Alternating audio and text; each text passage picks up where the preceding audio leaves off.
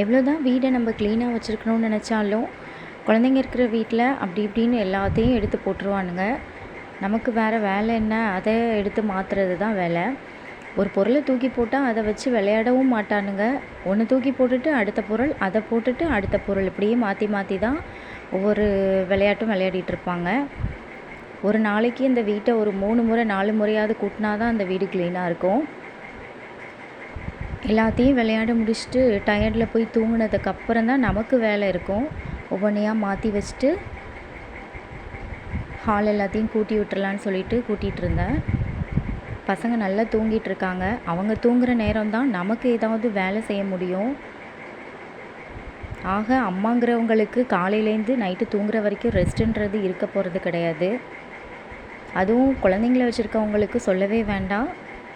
ஒவ்வொரு நாளுமே ஒவ்வொரு யுகத்தை கடந்த மாதிரி தான் நமக்கெல்லாம் போயிட்டுருக்கோம். வேலைக்கு போகிறவங்களுக்கு அவங்களுக்கு ஒரு கஷ்டம், வீட்டில் இருக்கவங்களுக்கு வீட்டில் உள்ள ஒரு கஷ்டம், ஒவ்வொருத்தருக்கும் ஒவ்வொரு கஷ்டம் பின்தொடர்ந்து வந்துக்கிட்டே தான் இருக்குது. ஒரு நாள் வீடு கூட்டாமல், ஒரு நாள் பாத்திரம் கழுவாமல், ஒரு நாள் துணி துவைக்காமல் இருந்தால் அந்த வீடு எப்படி இருக்கும் நம்ம யோசித்து பார்த்தா அவ்வளோதான். ஆனால் நம்ம செஞ்சு தானே ஆகணும். நமக்கு மெய்டு வச்சுக்கிற அளவுக்கு நமக்கு வசதியும் இல்லை, அதே போல் நமக்கு செஞ்சு தரத்துக்கு ஆளும் கிடையாது. பிள்ளையும் பார்த்துட்டு வீட்டையும் பார்க்கணுன்றது ஒரு ரொம்ப கஷ்டமான வேலை தான். அதுவும் நீட்டாக இருந்து பழகுனவங்க அந்த வீட்டில் அந்த ஒரு இடம் நீட்டாக இல்லாமல் கலைஞ்சி கிடந்ததுன்னா அதை பார்த்தாலே மைண்ட் ஸ்ட்ரெஸ் அதிகமாயிரும்.